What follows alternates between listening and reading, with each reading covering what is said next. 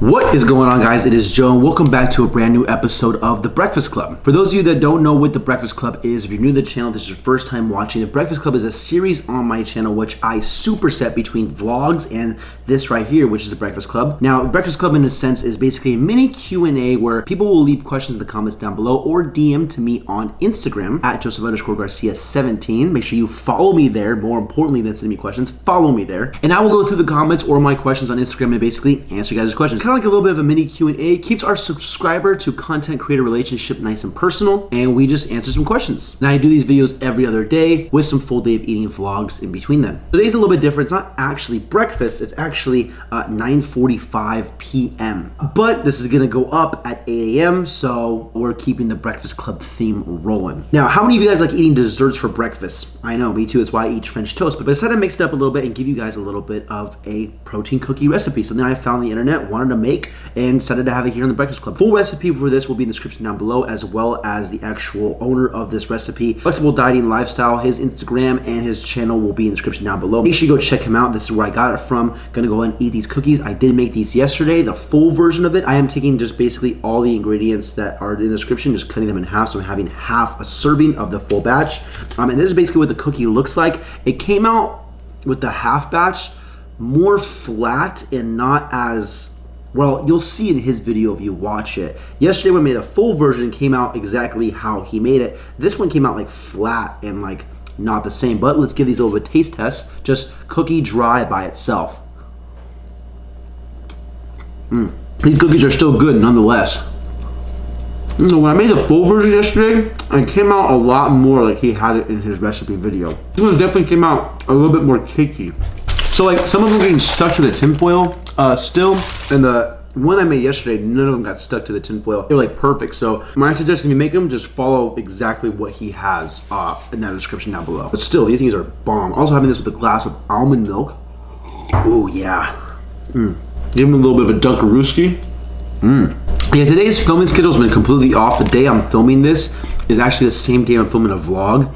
So tomorrow, after this goes up, a vlog will come out. So it's like weird. Like I'm recording the vlog on the same day I'm recording this. Super weird day. A full batch on his channel makes about 13 cookies. I made about 6, so I made about half the batch, like I said. Now that we have those cookies out of the way, let's go in and answer a question. Today's question comes from Donovan Crawford. Quick question regarding cutting.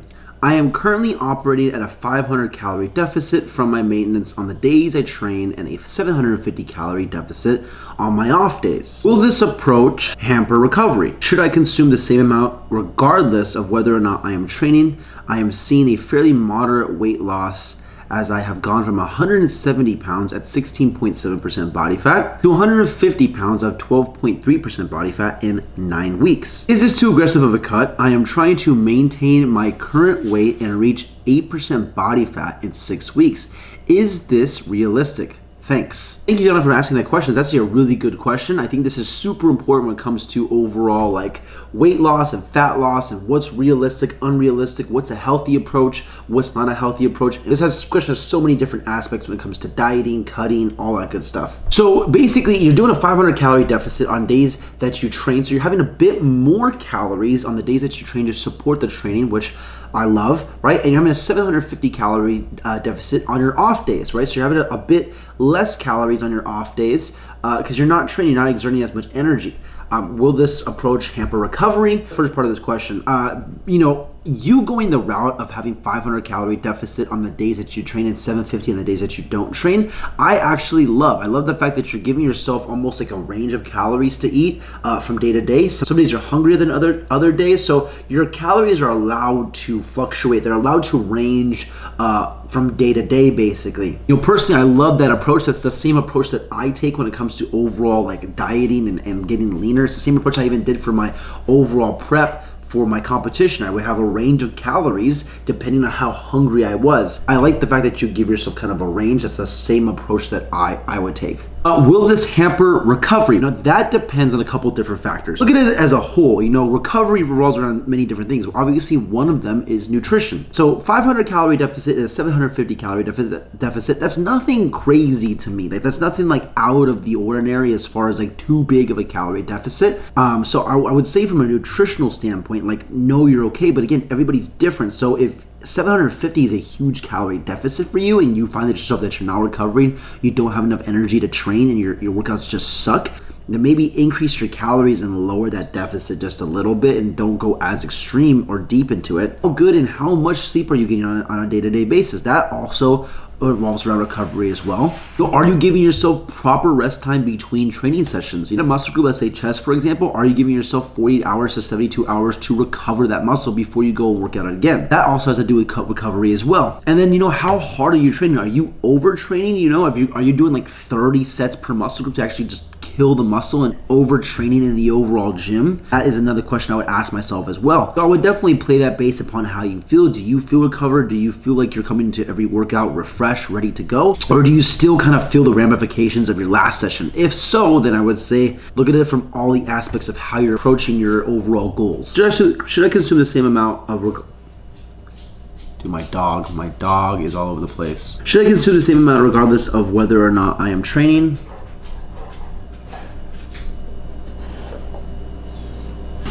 Yeah. Let's go, come on. A few minutes later. Should I consume the same amount regardless of whether or not I am training? You know, as I talked about earlier, give yourself a little bit of a calorie range and hit that calorie range based upon how hungry you actually are. I have seen a fairly moderate rate of weight loss as I have gone from 170 at 16.7% body fat to 150 at 12.3% body fat in 9 weeks. Is this too aggressive of a cut? So you essentially within 9 weeks dropped a total of 20 pounds. If we break that down, in the overall goal and the objective of weight loss is to lose, you know, no more than 1% of your overall weight per week. And in 9 weeks, you drop 20 pounds. If you do the math on that, that is a little bit more than 1% of your overall weight per week. You did start at 16.7% body fat. So the more fat that you kind of have on the body, the more energy that there is to lose. And the first couple pounds that you lose in the first 2 weeks might be a little bit more than 1% of your weight, just because there's a lot of water weight. If you're getting into a diet, you're getting into the swing of things, the first couple weeks of your diet change could look like that it's very aggressive because you switch things up and now your body's just reacting a certain way and getting used to being in the rhythm. But when I come for my show, the first week I might lose like 4 to 5 pounds. A lot of it is water weight, just simply based on the overall change in my calories. It has been around 9 weeks, so if you were to continue to lose at a more than 1%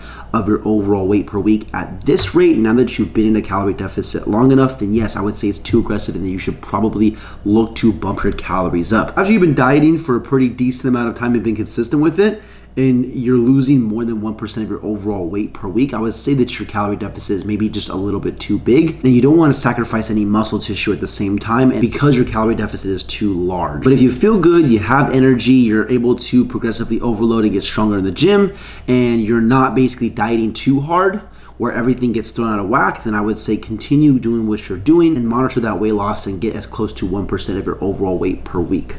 Now, I am trying to maintain my current weight and reach 8% body fat in 6 weeks. Is this realistic? Thanks. Now we're getting into a little bit more tricky kind of territory here. So if you're at 12.3% body fat right now and you want to get down to 8%, so you're essentially looking at a little over 4% body fat loss in about 6 weeks. Is this realistic? I wouldn't say that is unrealistic. However, when you start going from 12% body fat down to 8% body fat, if it's something special like in an event or like a special occasion, and you really want to look your absolute best to get down to a very lean body fat percentage, then and you want to do it within a certain time frame, then it is doable and it is, I would say, realistic. I wouldn't say what your goal is specifically unrealistic, but is it realistic for you to actually maintain that? So overall, I would say to get to 8% body fat within the next 6 weeks isn't completely unrealistic.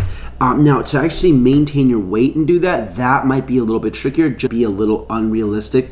Just because, like, again, if you want to get down to single digit body fat, that requires just a little bit of an extra push. I'll be honest with you, you might have to get a little bit leaner. You might have to keep that deficit as far as where you're at, or actually increase that deficit now. Just getting from 12 to 8%, it's gonna be a little bit harder just because, again, you're approaching essential levels of fat at that point. The body becomes a little bit more resistant when it comes to getting down that lean. I would say you either have to increase your overall calorie deficit by lowering your calories or doing more cardio. But to go from 12 to 8% in 6 weeks isn't completely unrealistic.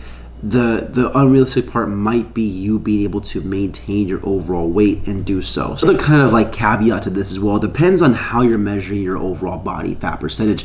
Because if you're using like electrical impedance, which I use a lot to measure my body fat, but just to get a little bit of a rough estimate, that thing can be so easily manipulated. A lot of body fat scanners can be so easily manipulated based off of like a pump, water, a lot of different factors can easily manipulate the overall testing of it. So you can easily go from like 12.3% body fat to 8% body fat in 6 weeks, no problem. Is it really a true 8% body fat, or was your muscle pumped and hydrated? You know, it depends on kind of when you took your test. Also, what test are you using?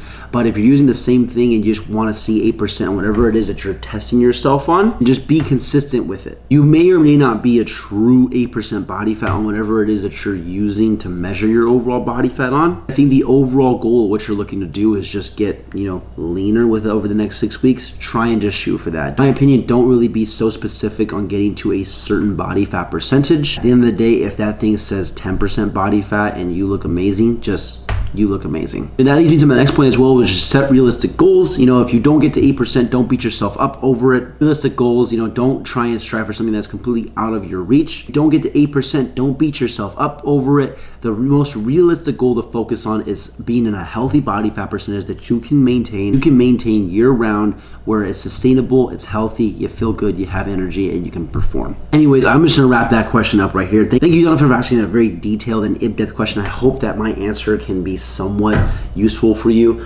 especially while not only getting to a certain level of body fat, but also being able to maintain a certain level of body fat year round as well. I hate to see someone work their ass off to get to a certain level of body fat and then really undo all the hard work and results that they did to get to there, because getting there was just too much, and it doesn't make you want to be able to live in a healthy body fat percentage. You see that all the time with competitors, with movie stars.